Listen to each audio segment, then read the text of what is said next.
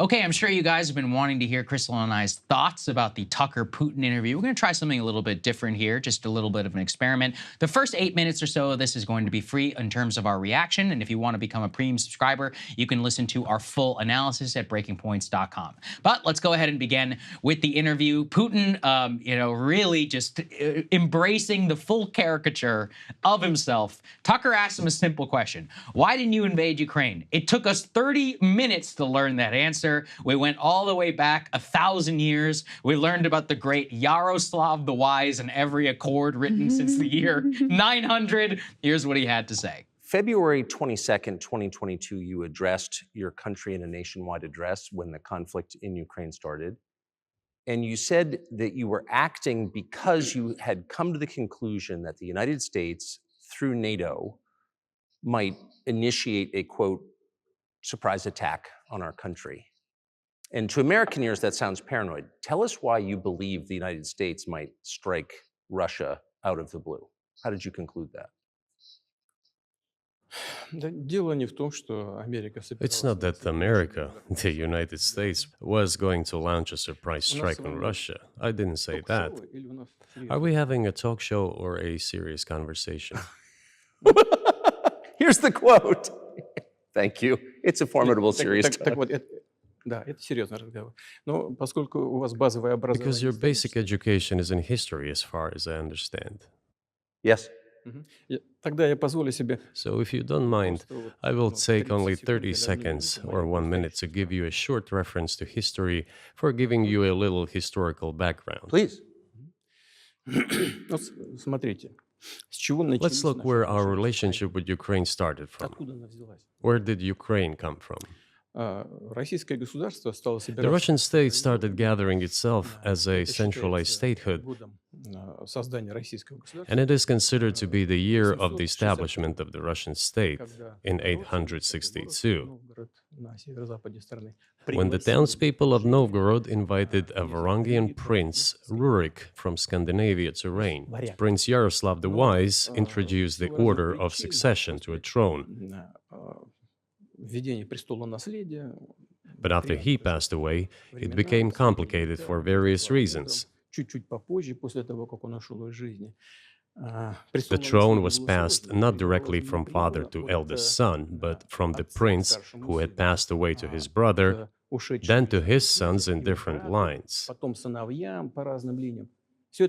All this led to the fragmentation and the end of Rus as a single state. I'll give you these documents. Well, it doesn't sound like you're inventing it. I'm not sure why it's relevant to what happened 2 years ago.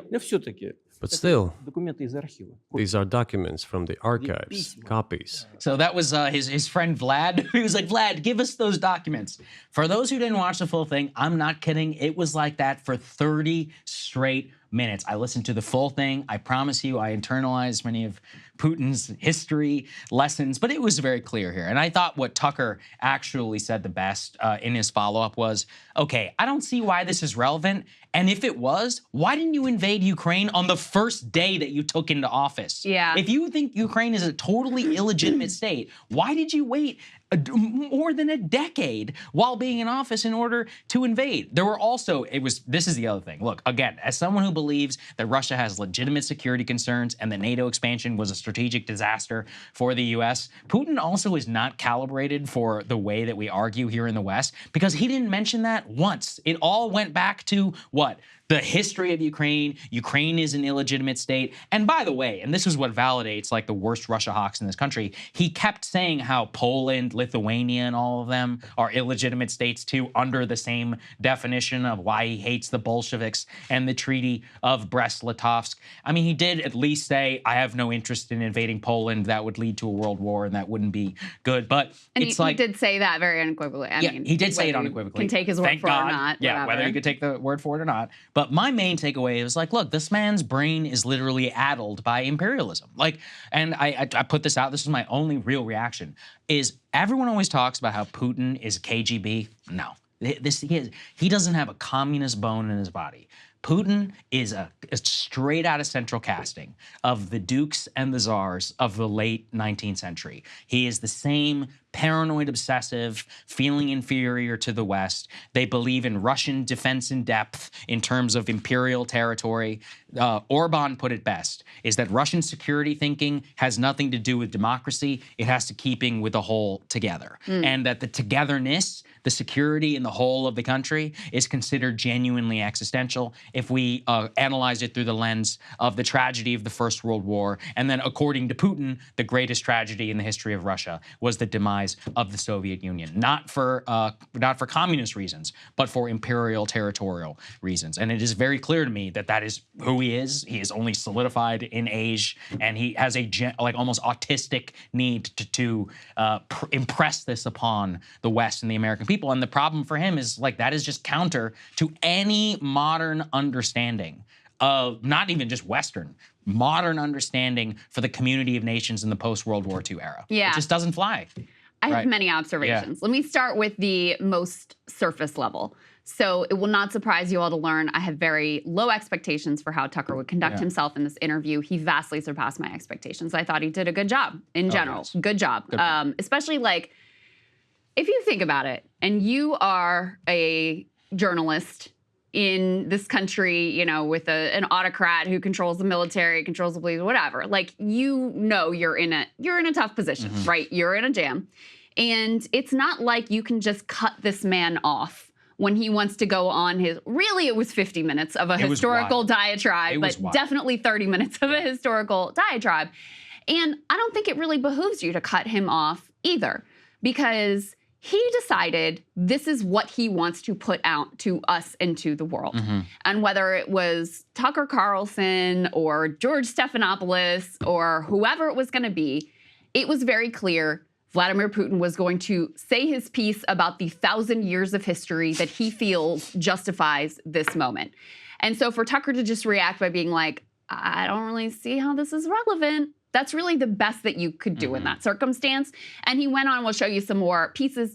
He went on to ask some really important questions that I thought were quite good, including pushing for the release of the Wall Street Journal reporter, which I was very gratified to see that he did. Okay, that's number one. Number two, in terms of Putin, there was clearly a lot of alpha assertion of dominance. We'll show you a little bit of that too, with him throwing in Tucker's face oh, the CIA, that organization that you wanted to work for previously. There was another moment where Tucker said something to the effect of he's trying to get Putin back on track, trying to cut off this historical diatribe. And Putin says to him, oh, I'm sorry, I'm boring you. And Tucker said, well, you're not boring me. I'm just not sure how it's relevant. And he says, well, I'm gratified to hear that you're enjoying my historical lesson. And he continues. He just doesn't care. There's just a lot of apparently he made Tucker wait 2 hours, sitting there waiting for him. We just showed you the very opening moment where Putin immediately, and this is very intentional, we've done enough interviews to see these sort of games being played by people, especially people in power, where he immediately jumps in and puts Tucker in his place of are we doing a talk show or are we doing a serious conversation here?